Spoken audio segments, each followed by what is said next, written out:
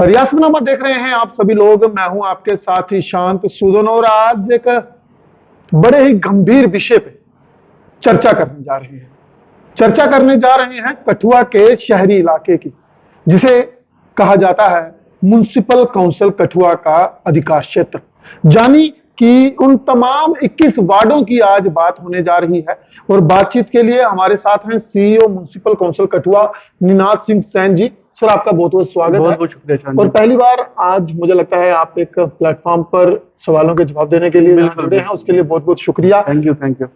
कुछ ही समय हुआ है आपको कठुआ इस पूरे क्षेत्र का कार्यभार संभाले। जी जी। सबसे पहला सवाल कि कैसा लगा कठुआ? देखिए, एज एन ऑफिसर हम जहाँ भी ज्वाइन करते हैं, हर एरिया, हर म्युनिसिपलिटी में एक अलग पॉजिटिव पॉइंट्स, नेगेटिव पॉइंट्स, जी बिल्कुल। अलग चैलेंजेस हैं। कहीं थोड़ा कम लेवल का है, कहीं डिफरेंट लेवल का है, कहीं ज्यादा पब्लिक ग्रीवेंसेस हैं, कहीं कम पब्लिक ग्रीवेंसेस हैं, कहीं लीडरशिप ज्यादा है, कहीं लीडरशिप कम है। तो एज एन ऑफिसर तो we have to be ready कि हम जहाँ भी जाएं as per law, as per हमारी ड्यूटी जो हो, एज पर पूरी सिंसियरिटी से दें, ऑनेस्टी से दें। कठुआ की मैं बात करूंगा, आप आए, जिस तरह से आपने कहा कि हर एरिया के, हर क्षेत्र के नकारात्मक और सकारात्मक, यानी कि negative and the positive points अलग अलग होते हैं। बिल्कुल। कठुआ में आपको क्या सबसे ज्यादा पॉजिटिव लगा और क्या सबसे ज्यादा नेगेटिव लगा, वो आज आपसे ही जानना चाहेंगे। देखिए, जब मैं कठुआ आया, ऐसे कठुआ में आ चुका हूँ, बट एक कठुआ को मैंने उस पर्सपेक्टिव से देखा कि एज एन ऑफिसर मैं यहाँ क्या काम करूँ। तो जो मुझे कठुआ के जो म्युनिसिपल टाउन, जो मेरा एरिया लगा, मुझे लगा it is as similar to Jammu. मुझे ज्यादा फर्क नहीं लगा, क्योंकि जहाँ हम किश्तवाड़ से आए, किश्तवाड़ में 13 वार्ड है, बटोर, डोडा, 17 वार्ड, 5 वार्ड हैं, बट एरिया इतना वास्ट नहीं जितना कठुआ में। एरिया बहुत वास्ट है। यहाँ का आप कमर्शियल एस्टेब्लिशमेंट देखिए, कमर्शियल शॉप्स देखिए, एरियाज देखिए, बहुत बड़ा है, बहुत वास्ट है। तो उस पॉइंट ऑफ व्यू से मैं, जो मुझे लगता है कि कठुआ में बहुत काम करने की जरूरत भी है, काम हुए भी हैं, बट ये है कि एक अच्छा प्लान, एक अच्छे फोकस से कठुआ को हम डेवलप कर सकते हैं और इसमें बहुत ज्यादा पोटेंशियल है। कठुआ के पोटेंशियल की बात करें, जिस तरह से आपने कहा कि कॉमर्शियल इंफ्रास्ट्रक्चर बहुत बड़ा है और एरिया भी काफी ज्यादा वास्ट है, बड़े अफसोस के साथ कहना पड़ता है कि आज तक, चाहे वो नेता रहे हो, चाहे वो अधिकारी रहे हो, कठुआ के 21 वार्डों में कोई ऐसी चीज, कोई ऐसा नमूना पेश नहीं कर पाए कि लोग आज भी वाहवाही करते हों कि वाकई म्युनिसिपल काउंसिल कठुआ ने ये कर दिखाया, ये हुआ है और ये आने वाले बच्चों को, हमारी जनरेशन को भी सहूलियत देगा। आपकी तरफ से कुछ ऐसे प्लान्स हैं? देखिए, अब जो पास्ट में कोई काम हुआ, कोई काम नहीं हो पाया, मे बी कुछ रीजंस होंगे जिनकी वजह से नहीं हो पाया हो, मैं उस पर कमेंट नहीं करूंगा। बट ये है कि मैं, जो मेरा अपना बैकग्राउंड है, जो मेरा अपना एक्सपीरियंस है, जहाँ जहाँ मैं गया, चाहे मैं किश्तवाड़ गया, चाहे मैं डोडा गया, जहाँ जहाँ भी मेरा टेन्योर निकला है, भाई भगवान की दया से, भगवान के आशीर्वाद से मेरा टेन्योर बहुत अच्छा निकला है। चाहे आप डोडा की बात करें तो वहाँ मेरे टेन्योर में ही 35 करोड़ का multi level car parking start हुई, जो स्टार्ट करना एक चैलेंज था जी। उसी के बाद जब मैं किश्तवाड़ गया, तो किश्तवाड़ में भी जब मैं गया तो गलियों की हालत ठीक नहीं थी। तो एक प्लान आया, थोड़ी फंडिंग भी टाइम पे आ गई, तो किश्तवाड़ में बहुत अच्छा काम हुआ। हमारे जो किश्तवाड़ के 13 वार्ड से आप कभी चक्कर मारे, देखिए आपको किसी भी वार्ड में कोई ऐसा, कोई मतलब टूटी फूटी गली, कहीं कोई लाइट खराब आपको कहीं नहीं देखने को मिलेगा। तो मैं वही सोच लेकर कठुआ में आया हूँ कि कठुआ के लिए भी हमें एक अच्छा प्लान बनाना है। कठुआ के नेगेटिव पॉइंट्स क्या लगता है, क्या चीज बेहद खराब है और वो चीज कठुआ की छवि को भी खराब कर दी? देखिए, नेगेटिव पॉइंट्स मैं क्या बोलूँ, मे बी एक सोसाइटी का एक सोच है कि जैसे यहाँ मैं देखता हूँ शाम को, जब सुबह में आता हूँ, शाम को जब मैं कहीं बाहर निकला, तो जो हमारे डंपिंग पॉइंट्स है मैं देखता हूँ बिल्कुल क्लियर होते हैं, लेकिन जब हम सुबह की वॉक करने निकलते हैं तो मैं देखता हूँ फिर से भरे होते हैं जैसे। और इसलिए मैं लोगों से थोड़ा अपील करना चाहूंगा कि ये चीज, जो एक हमारी सोच है कि गंद हमारे घर में नहीं होना चाहिए, चाहे मोहल्ले में हो जी, चाहे घर के बाहर हो, बस हमारा घर साफ होना चाहिए। वो जो एक अप्रोच है, एक माइंडसेट है, वो लोगों को चेंज करना पड़ेगा कि आप सिर्फ अपने घर को घर ना समझें, इस पूरे टाउन को अपना घर समझें। अगर सफाई होगी, आपका ही फायदा है, एक छवि बनती है, एक हेल्थ को रिलेटेड हर चीज इसी से रिलेटेड है। कठुआ के नेता, कठुआ म्युनिसिपैलिटी हमेशा सुर्खियों में रही। आप किश्तवाड़ में थे तब भी आपने खबरें पढ़ी होंगी इस संबंधी। बिल्कुल। यहाँ पर पॉलिटिकल एक्टिविटी जो है वो लगातार चेंज होती रहती है, कभी अप एंड कभी डाउन चलता रहता है। हाल ही में एडमिनिस्ट्रेटिव पावर के अंडर आई है म्युनिसिपैलिटी। क्या देखते हैं कि पॉलिटिकल पावर में काम करना और एक एडमिनिस्ट्रेटिव पावर के अंदर काम करना, दोनों में कितना अंतर है और कौन सा टेन्योर जो है वो बढ़िया रहता है? देखिए, दोनों के अपने प्रॉस कॉन्स हैं, पॉजिटिव नेगेटिव दोनों का जी। होता है। जैसे हम करेंगे पॉलिटिकल, जो आप बात कर रहे हैं, जी। जब हमारे एडमिनिस्ट्रेटर कोई पॉलिटिशियन होता है, तो एक है कि एक तो हमारे पास ही हमेशा होगा, तो काम कराना आसान भी है, बट मुश्किल ये भी है कि वो कौन से पार्टी का एडमिनिस्ट्रेटर है। जी बिल्कुल। क्या वो बिल्कुल पैरेलल होके, मतलब विदाउट एनी बायसनेस वो काम कर रहे हैं। एक वो बड़ा डिपेंड करता है कि जो जी। वार्ड जो कुर्सी पे बैठा है, वो फिर वहां पे किसी पार्टी का मेंबर नहीं है, वो एक पूरी टाउन का हेड है। तो उसने जितने भी वार्ड देखने हैं, सबको एक ही पॉइंट ऑफ व्यू से देखना है, एक ही आंख से देखना है। तो जो अब हम जैसे एडमिनिस्ट्रेटर के अंडर आ गए हैं, जी। जैसे हमें पता है कि हमारे डीसी साहब ही इज एन आईएएस, हम जब उनके पास जाते हैं, कोई प्रॉब्लम, कोई गाइडेंस, हमें 100 चीजें होती हैं जो हम उनसे सीखने को मिलती हैं। बिकॉज जो बंदा एक ऑल इंडिया पेपर क्लियर करके जी इस बिल्कुल। पोस्ट पे आया है, तो उसे एडमिनिस्ट्रेशन का बड़ा एक्सपीरियंस होता है। तो हर चीज का अच्छा है, नेगेटिव बुरा, अब वो डिपेंड करता है एक अफसर पे भी, कि अफसर किस चीज से क्या लेता है। एक बात आपने बहुत बड़ी बात बोली और उसका जो मतलब है वो काफी गहरा भी है कि ये मायने रखता है जो कुर्सी पर बैठा है, जिसके कंट्रोल में पावर है, जी जी, उसके काम करने का रवैया बिल्कुल कैसा है। बिल्कुल बिल्कुल। कोई ऐसा वाक्य साझा करना चाहेंगे कि यहाँ पर आपको लगता हो कि ऐसा हुआ था एक बार कि वो काम आसानी से हो सकता था, लेकिन राजनीतिक रंजिश के चलते, जी जी, पॉलिटिकल इंटरफेरेंस के चलते वो काम रुक गया और उसका खमियाजा लोग आज भी भुगत रहे हैं। देखिए, अब मैं स्पेसिफिकली किसी का नाम लेके तो नहीं बोलूंगा, बट जैसे मैंने आपको बताया कि डोडा में कार पार्किंग का प्रोजेक्ट एक हमारा सेंक्शन हुआ हमारे टाइम में, जी। जो कि 35 करोड़ का प्रोजेक्ट था, मल्टी लेवल कार पार्किंग का, जो मतलब डोडा के लिए, आई थिंक वैसा प्रोजेक्ट डोडा में कभी आएगा भी नहीं अब। तो वो प्रोजेक्ट थोड़ा डिले हुआ बिकॉज ऑफ सम इंटरफेरेंसेस। कोई चाहता है कि इसके टर्नओवर में काम ना हो, कोई चाहता है कि मैं मेरे उसमें काम हो। Name plate. हाँ, नेम प्लेट किसके नाम पे लगे। तो बट स्टिल उस टाइम हमारे डीसी साहब थे, विशेष पालमाचन साहब, जो अभी रियासी डीसी जी हैं, जी। तो उन्होंने बड़ा फर्म स्टैंड लिया कि ये काम स्टार्ट होगा ही होगा।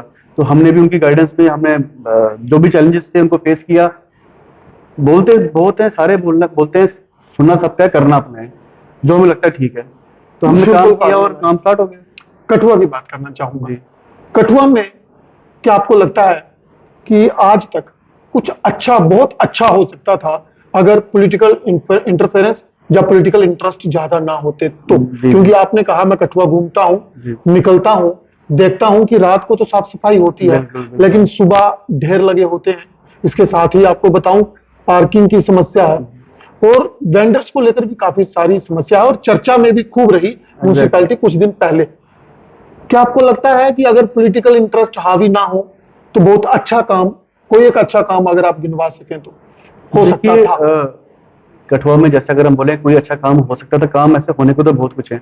जैसे एक हमारा शॉपिंग कॉम्प्लेक्स का काम किसी वजहों से रुक गया, अगर वो काम टाइम पे कंप्लीट हो जाता तो मैं बोलता हूँ वो एक कठुआ के लिए बड़ा एक एक पॉजिटिव पॉइंट होता, जिससे म्यूनसिपलिटी भी रिसोर्स जनरेट करती और लोगों को भी एम्प्लॉयमेंट का एक सोर्स जरिया जी। मिलता। वो काम किस वजह से स्टार्ट नहीं हुआ, अब हम डीसी साहब और मैं उस पर कभी डिस्कस किया है हमने, तो we will sort it out. Most probably वो काम हम जल्दी स्टार्ट कर देंगे। बाकी काम है, जैसे यहाँ पे एक मसला मुझे लगा, ड्रेनेज की बड़ी प्रॉब्लम है। जी बिल्कुल। लोग काफी मेरे पास आते हैं कि ड्रेन्स नहीं है, ये नहीं है, वो नहीं है, तो कुछ इश्यूज होंगे, शायद फंडिंग की कोई प्रॉब्लम होगी या क्या इश्यूज थे जिनकी वजह से वो ड्रेन्स नहीं बन पाए। बट अब जैसे ही अभी तो आपको पता है इलेक्शन का टाइम चल रहा है, 4 तारीख से पहले कोई प्लान आएगा भी नहीं, जी कोई बिल्कुल। फंड आएंगे भी नहीं। तो जैसे ही यही सिस्टम खत्म होगा, उसके बाद जो भी हमारे पास फाइनेंशियल कंडीशन स्टेबिलिटी होगी, अवेलेबिलिटी होगी, तो उस हिसाब से हम फिर एज पर जो कंप्लीट हमारे पास आ रही है, तो हम वो प्लान रखेंगे। एक अहम सवाल है, कुछ अच्छा होता है तो क्रेडिट फटाफट नेता ले लेते हैं। जी जी जो वार्ड मेंबर चुन के आया है वो उंगली खड़ी करता है मैंने किया, जी जो अध्यक्ष बना है उनके ऊपर वो दोनों हाथ खड़े करके कहता है इसका क्रेडिट सारा मेरा है। जी जी लेकिन जब कोई निर्णय, जब कोई डिसीजन, जब कोई फैसला लोगों के खिलाफ चला जाता है, ऑब्वियस है कुछ अच्छा करने में कुछ बुरा भी होगा। बिल्कुल और जब बिल्कुल। वो चुभने लगता है तो हाथ खड़े करने की बजाय गुम हो जाते हैं और सारा ठिकरा, पावर जो ऑफिसर्स हैं उनके ऊपर फोड़ देते हैं जी कि जी भाई सीईओ से पूछो, जी जी भाई म्यूनिसिपैलिटी के सीईओ से पूछो, हमने कुछ नहीं किया। क्या देखते हैं तब, क्यों वो नेता, तमाम प्रतिनिधि, हम उनकी भी रिस्पेक्ट करते हैं, क्यों वो एक क्लियर क्रिस्टल इमेज क्यों नहीं करते, क्यों सरकार को जो है वो निशाने पे ला देते हैं, खासतौर पे जो विपक्ष के हों? विपक्ष में देखिए, वो डिपेंड करता है कि उस चेयर पे जो इंसान बैठा है उसका कैरेक्टर क्या है, उसकी पर्सनैलिटी क्या है, उसकी सोच क्या है।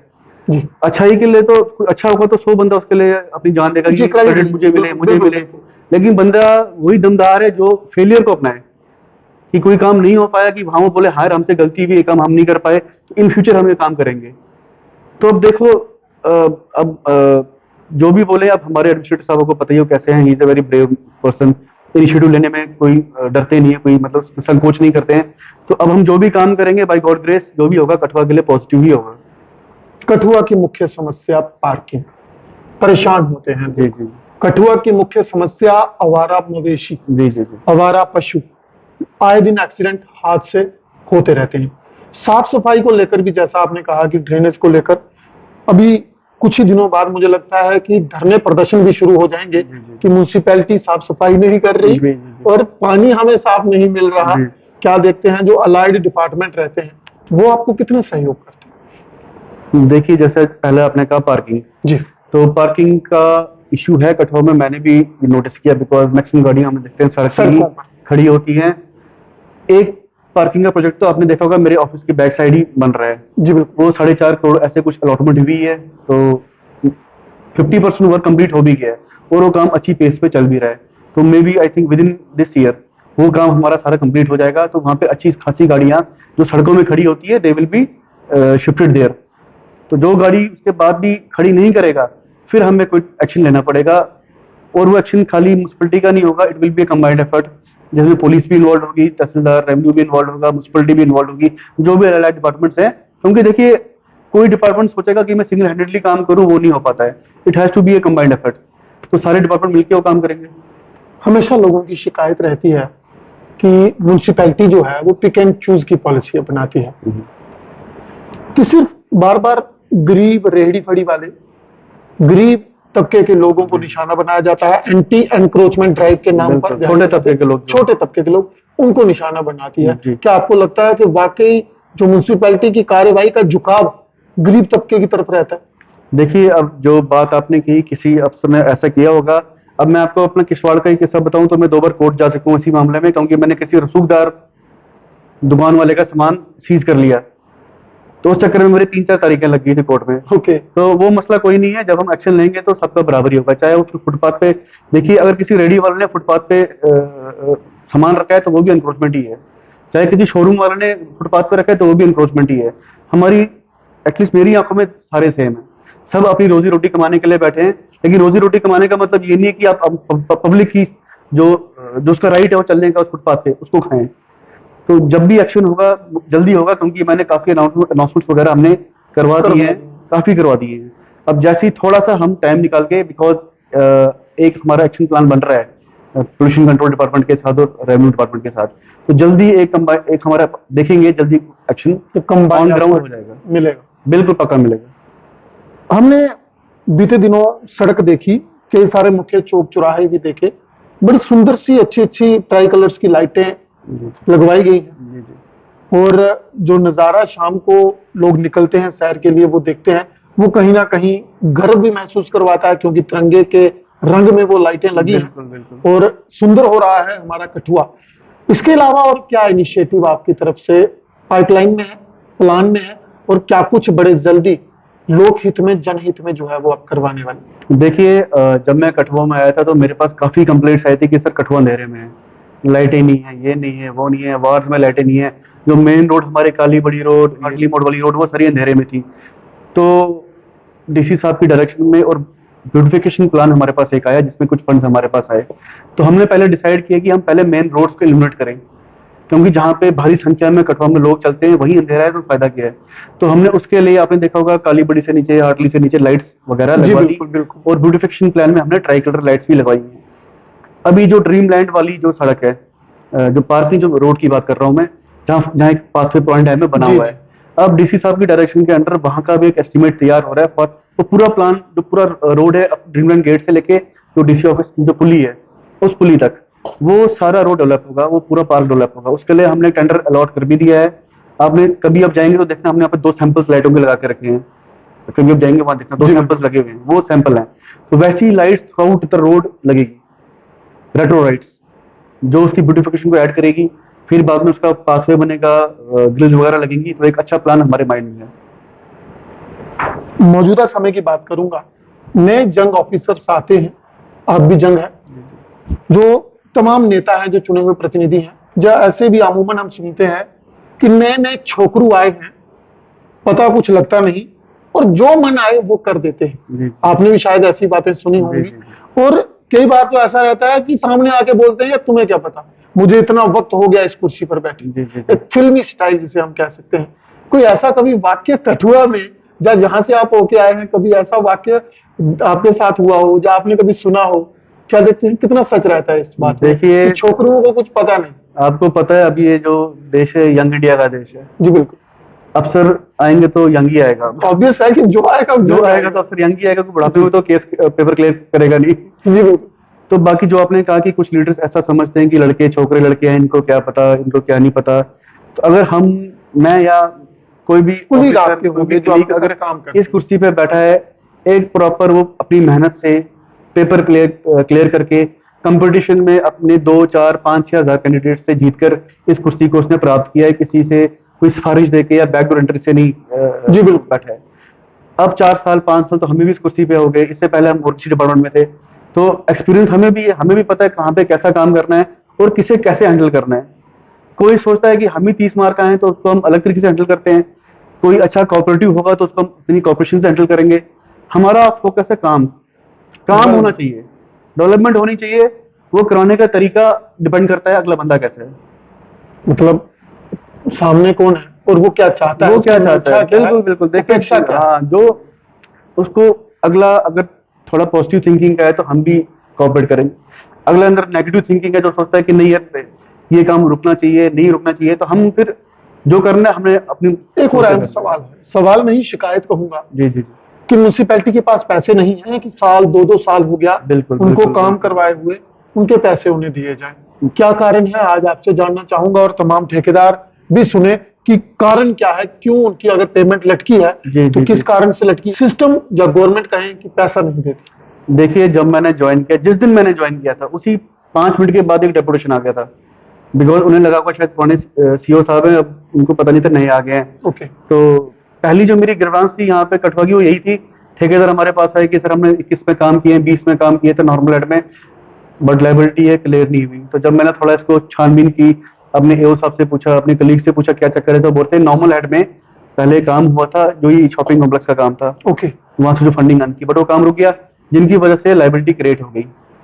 बट अभी जब थोड़ा सा हमारे पास इस फाइनेंशियल ईयर में पैसा आया मेरे पास, तो डीसी साहब ने मैंने ये इशू डिस्कस किया, तो साहब ने डायरेक्शन दिए कि आप सीरियल वाइज जो काम हुए हैं, लिस्ट बनी हुई है, फलाने ने ये जिसका काम किया, पहले पहला फर्स्ट कम फर्स्ट सर्व, तो उसमें हमने अभी 50 लाख की लाइबिलिटी क्लियर कर देंगे।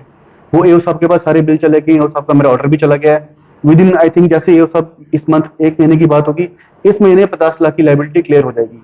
तो जैसे जून जुलाई में हमारी कुछ शॉप से तो हमने ऑप्शन करनी है, जैसे थोड़े से फंड्स हमारे पास और अवेलेबल होंगे तो हम आहिस्ता आहिस्ता, मैं कोशिश करूंगा मेरे टेन्योर में इसी साल जितनी भी पेंडिंग लाइबिलिटीज हैं सारी क्लियर होगी।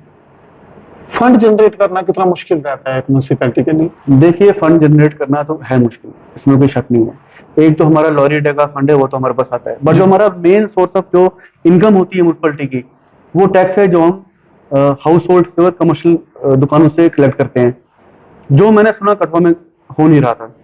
तो इस चीज को लेके मैं बड़ा शॉक था और सरप्राइज था कि मतलब मैं किश्तवाड़ गया, वहां भी हम टैक्स ले रहे हैं, ऑनलाइन टैक्स, ऑफलाइन डोडा गया, वहां भी हम टैक्स ले रहे हैं। अब मेरा घर जानीपुर जम्मू है, मैं 100 रुपए देता हूँ हर हम महीने, भी टैक्स देते हैं। टैक्स दे रहे हैं। तो मैं बड़ा मतलब सरप्राइज था कि यहाँ पे टैक्स क्यों नहीं लिया जा रहा। तो जो भी रीजन थे, एक्सपाइजर जो भी था, तो बट अभी हमने अपनी मुहिम स्टार्ट कर दी है साफ सफाई की। आपने देखा होगा गाड़ियां वगैरह, जी बिल्कुल, सुबह और शाम हाँ, आपके ऑटो वो भी स्टार्ट घर से कचरा exactly, door to door service start हो गई है। देखिए, लोग मैं नहीं मानता हूँ कि लोग गलत हैं, हर हैं गलत, पर ये नहीं बोलो कि कंप्लीटली 100% उन्हीं का फॉल्ट है। किसी को सर्विस मिलेगी तभी तो पैसे देगा, जी बिल्कुल, कुछ करके दिखाएंगे, कुछ करेंगे तो तभी तो पैसे देगा। अब मैं आपके पास कुछ सर्विस दूंगा तभी आप पैसे दोगे कि फ्री में देते रहोगे? जी बिल्कुल। अब मैंने door to door service start करवा दी है, कुछ मैक्सिमम वार्ड्स में 2 3 वार्ड्स रह गए हैं बिकॉज गाड़ियों की शॉर्टेज है। तो 2 महीने से अब वो गाड़ियां चल रही हैं, इवनिंग मॉर्निंग शिफ्ट की गाड़ियां चल रही हैं। ओके। तो अब हमने जल्दी ही सैनिटेशन टैक्स अपना कलेक्शन स्टार्ट कर देनी है। और उम्मीद मेरी और रिक्वेस्ट लोगों से यही होगी कि प्लीज कोऑपरेट करें, टैक्स दें, क्योंकि उसी टैक्स से हमारी जरूरतें, हमारा गाड़ी का तेल खर्चा, झाड़ू चूना रिपेयर वगैरह, उसी टैक्स से हमारा पूरा होता है।